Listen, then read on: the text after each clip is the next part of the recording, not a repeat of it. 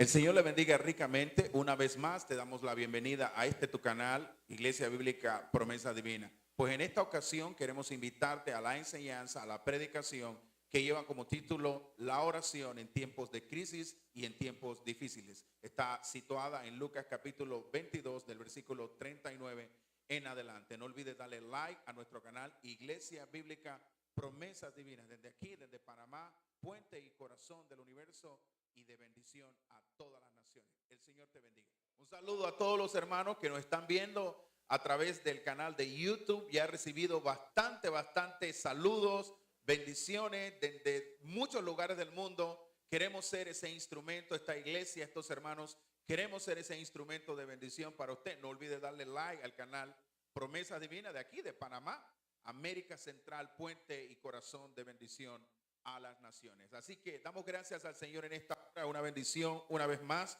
poder predicar en este púlpito, al cual pues doy gracias a Dios, a mi hermano y a su jefe, el hermano en la fe también. Vamos a la palabra de Dios ya en esta tarde. Vamos a Lucas capítulo 22. Vamos a Lucas capítulo 22, a su nombre. ¿Cuántos alaban la gloria de Dios? ¿Cuántos vinimos a recibir de Dios? Un fuerte amén. Los que se están durmiendo, un fuerte amén.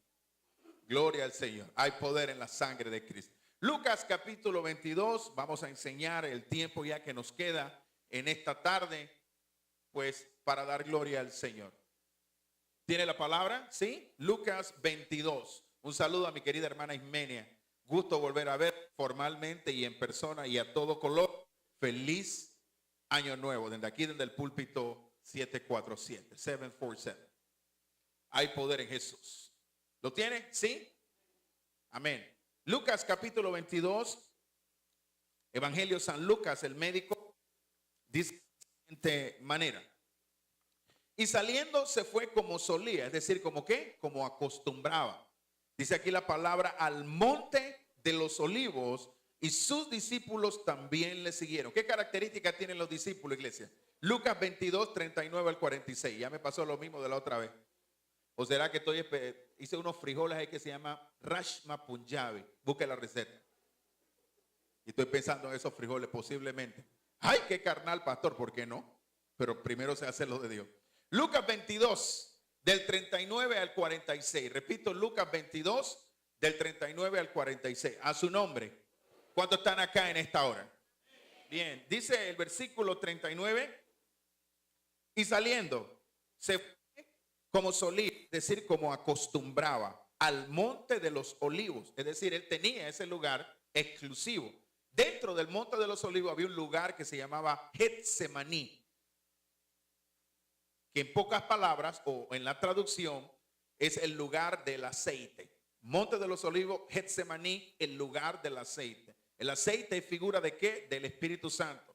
El aceite es figura de ¿qué? De la presencia de Dios. El aceite es figura de la unción de Dios. Sigue diciendo, y sus discípulos también le siguieron. Los discípulos siempre siguen ¿a quién? Al maestro. Versículo 40. Cuando llegó a aquel lugar, le dijo, orad, que no entréis en tentación. Y él se apartó de ellos a distancia como de un tiro de piedra, y puesto de rodillas oró diciendo, Padre, si quieres, pasa de mí esta copa, pero no se haga mi voluntad, sino la tuya.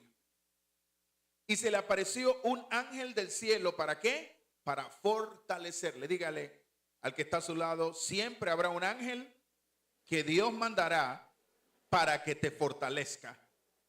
Y dice, y estando en agonía, es decir, el alma estaba profundamente afligida, oraba más intensamente. Es decir, pastora, Jesús en Getsemaní tenía opresión en su momento de oración.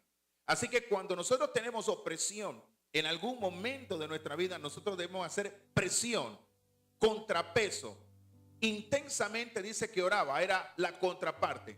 Si el enemigo aprieta, yo sé que humanamente no lo puedo vencer, humanamente no puedo pelear porque son huestes espirituales de maldad, son espíritus. Pero si yo hago la presión en oración, hago la presión, intensifico, porque es lo que dice aquí la palabra, oraba más intensamente, hizo presión. Entonces, si yo hago presión, automáticamente entiendo por la palabra que Dios está de mi lado y Dios va a empezar a hacer esa presión para que el que me oprime se afloje. ¿Cuántos están conmigo en esta hora? Dice, y era su sudor como grandes gotas de sangre que caían hasta la tierra. Esto tiene mucho que decir. No hay ninguna batalla, no hay ninguna guerra en la cual en algún momento no suframos heridas. Hoy nos han enseñado mucho de que estás llamado para vivir en victoria, bendecido, prosperado, caramboleado, engordado, como tú le quieras poner. Y que nunca vamos a tener ningún tipo de batallas en el camino. Esta es una lucha, lo he dicho muchas veces, que no se va a acabar hasta que Jesucristo de aquí nos saque. Pero en las luchas hay sangre, en las luchas hay golpes, en las luchas el enemigo te va a dar con las que él tenga a mano. Entonces nosotros tenemos que resistir, tenemos que aferrarnos a Dios en medio de cada lucha. ¿Alguien está conmigo en esta hora? Versículo 45 dice, cuando se levantó de la oración, quiere decir que ya le había hecho ¿qué cosa? Intensamente presión para lo que venía. Dice, vino a sus discípulos y ¿cómo los halló? Durmiendo a causa de la tristeza. Ellos estaban tristes. Y les dijo, ¿por qué dormís? Levantaos y orad para que no entréis en tentación. Es decir, 2 veces le hace la observación. Había que orar, de que había que ir a la presencia de Dios para no caer en tentación. Oye, pero como él estuvo 3 años con ellos caminando y como que ellos iban a caer en tentación. En pocas palabras, para que ustedes puedan enfrentar lo que ha de venir y no caigan en las trampas del diablo. Hay cosas que vamos a enfrentar este año. Hay cosas que han de venir este año. Pero tenemos la seguridad y tenemos la confianza de que el que comenzó la buena obra en nosotros estará con nosotros hasta el fin del mundo. Entonces, la enseñanza de esta tarde ya tiene que ver con la oración en tiempos críticos y en tiempos difíciles. ¿Por qué? Porque no todo el tiempo es pay de piña. ¿Por qué? Porque todo el tiempo no es pierna ahumada al horno. ¿Por qué? Porque todo el tiempo no es irnos de compra a los centros comerciales, a Albro y chachay bonito y camisa bonita como el moreno buen mozo ese que está ahí. ¿Usted ha visto el giro de 180 grados que ha tenido este hermano? Elegancia. Dice, pastor, la mejor combinación, le he dicho, cómprate pantalones khaki y negro, combinan con todo. ¿Sí o no? Yo lo hago así. Ahora que ponemos unos cuantos coloritos, pero es un camino de batalla. Es un camino de luchas, iglesia del Señor. Las cosas no vienen empacadas. Las cosas no vienen de que así de fácil. Entonces hay crisis. Muchas veces, aún siendo cristiano, hay crisis en las relaciones, crisis en los trabajos. Usted me pregunta que si yo quisiera ir el lunes a trabajar, humanamente yo no quisiera. Pero ahí digo, Señor, si es posible, pasa esta copa de mí, pero que no sea lo que yo quiero, sino lo que tú quieres. Unas galletas, ese es un término en el cual tú te vas a familiarizar ahora que entres a la empresa, que ya estás en la empresa, estás en entrenamiento. Unas galletas y unas quejas y unos reclamos y ves el correo y tú estás contento porque me voy a encontrar con 7 correos electrónicos, 59 correos electrónicos y todos con el signo de admiración en letra roja o con la banderita, como quien dice, contéstame o contéstame. Entonces tenemos crisis en distintas circunstancias de nuestra vida y podemos definir una crisis como un cambio importante en el desarrollo de un proceso que da lugar a una inestabilidad. También la podemos definir como una etapa en una serie de eventos en la cual la tendencia de todos los eventos futuros, especialmente para bien o para mal, es determinada. La noche anterior, antes de que arrestaran al Señor Jesucristo, Él se encontraba en batalla. Se encontraba en agonía, con el alma afligida. Pero la oración, diga conmigo, oración hace la diferencia. Y la oración siempre, cuando vamos de la manera correcta a Dios, va a ser contestada cuando tengamos ese deseo de someternos al deseo de nuestro Padre y no a nuestra propia voluntad. A veces oramos por capricho. A veces oramos por capricho. Bien, entonces en el tema de hoy quiero primero definir que debemos de pensar seriamente en los retos que Jesús enfrentó en este crítico lugar de oración llamado el Monte de los Olivos. El primer reto que él enfrentó fue el reto de estar en un lugar, porque los discípulos se quedaron dormidos. Ellos no pudieron entender que había que prepararse para las batallas que habrían de venir. Y mantengo esto cerca de este primer punto en cuanto a la soledad, porque le decía hoy a la hermana Catherine que el lugar para darnos mantenimiento espiritual. ¿Cuántos están esperando un carro aquí en la iglesia? Levante la mano. Bueno, sí, gloria al Señor. Nada más unos cuantos. Ahora bajen la mano. ¿Cuántos no quieren tener carro? Levánteme la mano. También, ¿cómo que tú quieres y no quieres? Usted no quiere tener carro. Gloria al Señor. Ahora quiero que me diga, ¿cuántos quieren un buen carro? Bien. Si no ha tenido carro, debe de saber, o es importante entender, que cada 5,000 kilómetros al carro hay que llevarlo a darle mantenimiento. ¿Por qué? Porque si usted no lo lleva en ese tiempo, el primero que va a sufrir es el motor del carro con el aceite. El aceite se va a empelotar, el aceite se va a empastar, la máquina se puede trancar y después el carro te puede quedar solamente para venderlo por piezas.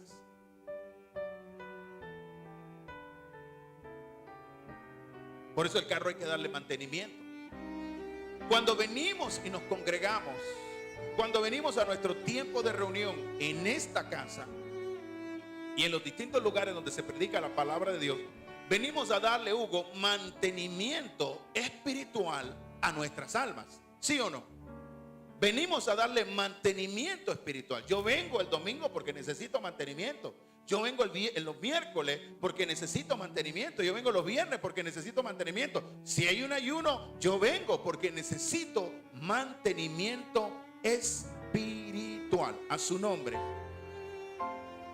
Pero en el Monte de los Olivos, Jesucristo se encontraba solo. No tenía una congregación total. Y los compañeros de él, que debieron estar al lado de él, orando junto con él, ya sabiendo que se había cumplido el tiempo en que tendría que entregar su vida por la humanidad, ir a la cruz, padecer, se quedaron dormidos. ¿Cuánto le ha pasado a usted que ha tenido una cita y se ha quedado dormido? La cita era a las 7 y cuando vio el reloj 9 de la mañana, se levanta como un resorte, se mete al baño, el calentador de agua estaba funcionando mal, enciende, le queda un chorro de agua fría, o se levantó tarde y abre la llave y no hay agua. Y prende la televisión y pasa el cintillo abajo. Hoy a partir de las 7 de la mañana en los sectores de San Miguelito, Villa Guadalupe, Automotor, se va el agua. ¿Cuánto no le ha pasado? Hemos llegado por alguna razón a alguna cita, pero lo hemos hecho ¿cómo? No lo hemos hecho en el tiempo correcto. Jesús se encontró solo. Jesús tuvo que orar solo. Es una realidad en la vida de cada uno de nosotros cuando enfrentamos algún tipo de crisis. El Monte de los Olivos primeramente fue un lugar de soledad. Los discípulos estaban agotados a causa de la tristeza y a causa de las palabras que, si se va a Juan del 13 en adelante, Jesús había empezado a consignar en el corazón de ellos. Es necesario que el Hijo del Hombre sea arrestado. Es necesario que el Hijo del Hombre sea blasfemado. Es necesario que el Hijo del Hombre sea crucificado. Y es necesario que el Hijo del Hombre resucite al tercer día. Ellos estaban claros en todas esas cosas. Había una tristeza que los embargaba. Estar cerca de Jesús, en vez de brindarle ese consuelo a Jesús, decirle estamos contigo, se quedaron dormidos, como muchas veces nos pasa cuando tenemos una cita. Pero Jesús tenía una convicción. Humanamente hablando, Jesús estaba claro cuál era su misión en esta tierra: dar la vida en favor de muchos, entregarla hasta lo sumo, cumplir los propósitos de Dios y sentarse a la diestra del Padre una vez enviado a sus discípulos a predicar la palabra. Por eso él pudo decir y entenderlo, porque ya lo había dicho. Juan 8:29 dice: porque el que me envió conmigo está. No me ha dejado solo el Padre, porque yo hago siempre lo que le agrada. Aunque estuvo en soledad, aunque no fueron las cosas fáciles para él, aunque su gente amada, la gente que por 3 años y tanto formó, se quedaron dormidos, no lo apoyaron en la oración, él sabía que no estaba solo. Otra característica que tiene ese lugar llamado Monte de los Olivos y ese huerto en particular llamado Getsemaní, el Monte de los Olivos, Getsemaní, fue un lugar de revelación. Levanta tu mano y dile: Señor, en medio de mis crisis, revela tu gloria para avergonzar al enemigo, en el nombre de Jesús. En el Monte de los Olivos fue un lugar de revelación, es decir, la humanidad, la naturaleza de Jesucristo, todo hombre, sin perder las cualidades de ser Dios, fue develada en ese preciso momento. Si usted ve el versículo 42, él dice: Padre, si quieres, pasa de mí esta copa, pero no se haga mi voluntad, sino ¿qué cosa? La tuya. Jesús, totalmente humano, pero nunca tuvo una sola excusa de imponer su voluntad. Nunca tuvo una sola excusa para decir: Padre, yo no lo puedo hacer. Nunca tuvo una excusa para negarse en el propósito de Dios. El propósito de Dios era que entregara su vida en la cruz. En medio de nuestras crisis, Dios se nos va a revelar. Dios nos va a hablar. Dios se va a mostrar a nosotros a un nivel superior. Por eso decía, en cuanto a la revelación, que cada vez que Dios hace un milagro en nuestra vida, ese milagro tiene que ir acompañado de cambios potenciales en nuestra manera de actuar, en nuestra manera de vivir y en nuestra manera de servirle al Señor. Le había referenciado a los hermanos en esta mañana, en medio de la escuela dominical, que después de esa operación mortal, porque la puedo definir, ya ahora el 21 de marzo se van a cumplir, si Dios lo permite, 5 años de volver a nacer. Pero en medio del milagro que Dios hizo, hubo cambios fuertes y grandes en mi vida para bien. Cuando Dios se nos revela, Dios está preparando nuestro corazón en medio de nuestra crisis para hacer milagros, para que nuestras vidas cambien para la gloria de Dios y que impactemos a otras vidas. No hay excusa. Satanás ofrece bendiciones instantáneas, bendiciones rápidas. Te lo doy. Satanás ofrece hasta raspadito, o te dice: pídelo, pídelo y yo te lo doy, pero a un alto precio. Tu salud, tus finanzas, la paz de tu hogar, tus hijos, todo lo que está en tu contorno. Y como iglesia del Señor y como cristianos no debemos de tener excusa para someternos a Dios en tiempo de crisis. Y tenemos el ejemplo de Jesucristo orar de la manera que Él lo hizo. ¿Cuántos están conmigo en esta tarde? Además de la revelación, porque no existe lucha, no existe batalla sin soldados y no existe batalla sin deseo de pelear. Una de las advertencias que Deuteronomio le hacía, en Deuteronomio se le hace a los hombres de guerra en los días, se le hacía en los días de Moisés, era que si alguno tenía miedo, que si alguno tenía una casa nueva, que si alguno tenía un viñedo nuevo, dijera: no puedo ir a la guerra. Pero una de las cosas en las cuales se hacía énfasis es que si usted tiene miedo, usted no puede ir a la guerra. No podremos, iglesia del Señor, enfrentar ninguna sola batalla, ni sufrir en agonía en la presencia de Dios, si no estamos dispuestos a pelear la batalla de la fe. Es un camino de batallas, pero es un camino donde Dios también está al lado de nosotros. El sudor, dice la palabra en el versículo 44, caía como gotas de sangre y fue una evidencia de toda agonía. Si estamos en esta batalla, Dios nos dice en esta hora, día a día, hay heridas, hay circunstancias, hay problemas. No es nada fácil seguir adelante como cristiano, pero la sustenta nuestra batalla, la sustenta nuestra lucha, la fe que el Señor ha puesto en nuestro corazón. Te ha dado fe para que venzas. Dios ha puesto fe en usted y en mí para que seamos más que vencedores. Ha puesto fe en usted y en mí para que nada nos pueda dañar. Y si nos toca, ha sido con su permiso para que la gloria de Él sea manifestada. Es un breve tiempo de tribulación. Es un breve tiempo en medio de la lucha donde hay en nuestra vida. Pero hay un poderoso peso de gloria para honra de Dios. ¿Cuántos alaban a Dios? Lo segundo también podemos ver en Getsemaní y en nuestro tiempo de crisis, que hay bendiciones al orar durante el tiempo difícil y el tiempo de crisis. Cuando oramos en tiempos de crisis, en tiempos difíciles, hay algo que se madura.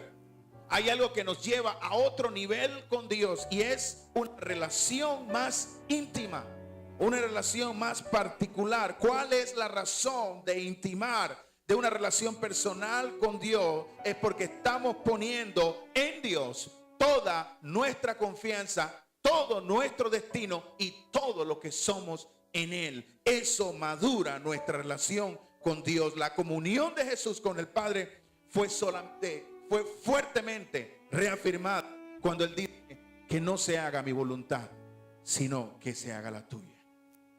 Primera de Juan capítulo 2 versículo 6 dice: el que dice que permanece en Él, ¿en quién? En Cristo, debe de andar como Él anduvo. Yo lo traduzco a buen panameño.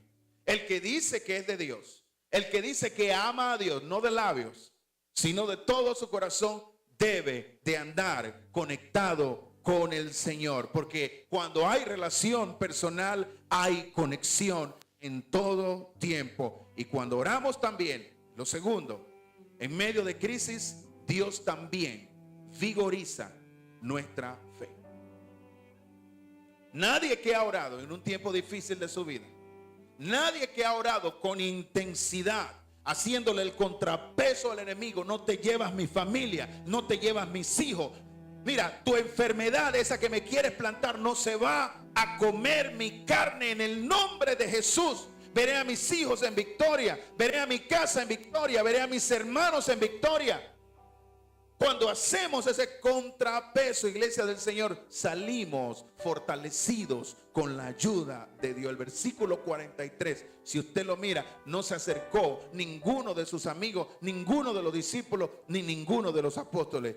Dice la palabra que un ángel que hizo con él le fortalecía. Es decir, el ángel del Señor, un espíritu ministrador, animó a Jesús en la oración. Esto es un cuadro fiel de que no estamos solos. Dios ha mandado ángeles en derredor de nosotros para que peleen la batalla de nosotros. Dios ha autorizado, ha comisionado a estos espíritus buenos, espíritus ministradores, para que nos ayuden en nuestras batallas. De cada lucha, después de cada batalla en Cristo, podemos salir fortalecidos. Y si quiere ver una evidencia de esto, vamos a Hechos capítulo 12. Después que arrestaron, versículos 7 al 11, Hechos 12, versículos 7 al 11, donde Pedro lo habían arrestado y estaba en lo profundo de la cárcel, pero Dios mandó su ángel. Y te quiero decir, el ángel de Dios, los ángeles de Dios están en medio de nosotros siempre que vivamos una vida que agrada al Señor. Versículo 100. Dice la palabra de Dios. Y he aquí, ¿por qué? Vamos al 6. Mejor. Y cuando Herodes le iba a sacar aquella misma noche, estaba Pedro durmiendo entre dos soldados, sujeto con dos cadenas, y los guardas delante de la puerta custodiaban la cárcel. Si pudiéramos traducirlo, Pedro estaba en una cárcel de máxima seguridad para esos días. Versículo 7. Y aquí se presentó ¿quién? Qué lindo, un ángel del Señor, y una luz resplandeció en la cárcel, y tocando a Pedro en el costado, le despertó diciéndote, levántate pronto. No le cantó las mañanitas. Y las cadenas se le cayeron de las manos. Le dijo el ángel, cíñete y átate las sandalias. Y lo hizo así. Y le dijo, envuélvete en tu manto y sígueme. Eso me implica que a Dios le había dado la autorización al ángel para que tuviera cuidado aún en lo natural del siervo. Le dijo, cíñese, vístase y póngase su chaleco y póngase su abrigo. Dios aún tiene cuidado de las cosas mínimas para con su pueblo. Y dice la palabra de Dios en el versículo 9, y saliendo le seguía, pero no sabía que era verdad lo que hacía el ángel, sino que pensaba que veía una visión. Versículo 10. Habiendo pasado la primera cárcel de máxima seguridad, la segunda guardia llegaron a la puerta de ¿qué? De hierro. Oiga, tremenda cárcel que daba a la ciudad, la cual se les abrió por sí misma, y salidos pasaron una calle y luego el ángel se apartó de él. Fue una misión especial del ángel en ese momento. Versículo 11. Entonces Pedro, volviendo en sí, dijo, ahora entiendo verdaderamente que el Señor ha enviado su ángel y me ha librado de la mano de Herodes y de todo lo que el pueblo de los judíos esperaba. Dios te dice en esta hora, su ángel está contigo, la presencia de él está contigo. Ha desplegado espíritus ministradores mandados directamente del cielo, con instrucciones especiales para tu cuidado, con instrucciones especiales para tu casa, con instrucciones especiales para tu familia, con instrucciones especiales para todo lo que tú emprendas a hacer, porque van a ir delante haciendo una batalla en favor tuyo, y el enemigo lo que tenía planeado va a desaparecer en el nombre de Jesús. Hay poder en la sangre de Cristo. Aunque físicamente, iglesia del Señor, no los vemos, Dios nos dice, están en medio de nosotros cuidándonos. Mientras ores en tiempo de crisis, y aunque te sientas en soledad, Dios se te va a revelar y se va a revelar a mí. Sus ángeles van a estar al lado de nosotros, y estoy seguro que serán el instrumento de Dios para llevarnos a las victorias que estamos esperando. Por último, orar en un tiempo de crisis nos prepara. Está comenzando el año. Como decía un narrador deportivo aquí en Panamá, comenzandito el pleito.